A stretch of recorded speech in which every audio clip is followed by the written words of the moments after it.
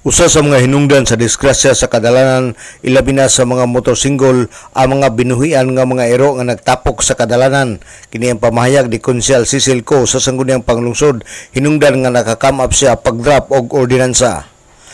An ordinance regulating the ownership and handling of dogs and cats in Osami City, empowering the barangays in the enforcement thereof and providing funds therefore.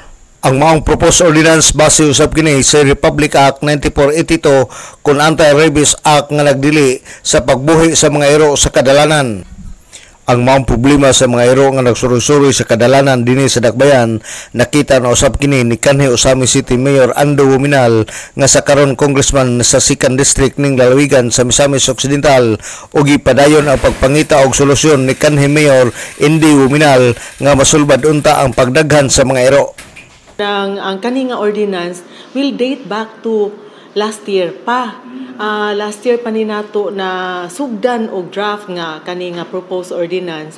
Kay tungod lagi atong pagsugod pa og lingkod sa ato ang Asenso administration nga led by our first mayor, Mayor Ando Wuminal, Congressman Ando na karon. Nakita na niya ang problema sa city nga daghan kaayo ang mga stray dogs. On top of that, kanisya ang mga stray dogs nakakos na gyud siya og mga vehicular accidents kay sa tunga-tunga sila sa dalan magtipok. Usahay pod mukalit lang og labang nya kita nga motorist di ta makabantay. Kita ang madisgrasya kay ang instinct nato is likayan man sila. Pero kita ang nadisgrasya, usahay, madisgrasya pod ang iro, no? So, and then, gipadayon pod ni siya og pangita og solusyon sa panahon na ni Mayor Indy.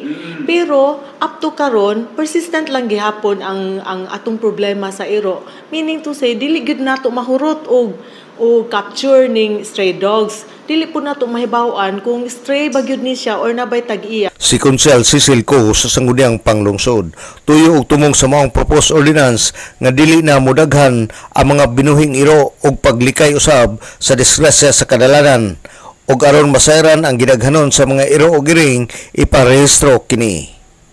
Alang sa DXDD Radio Campana, ang radyo sa simbahan, 45 Dudong Barkamento, Danag sa Dakbayan.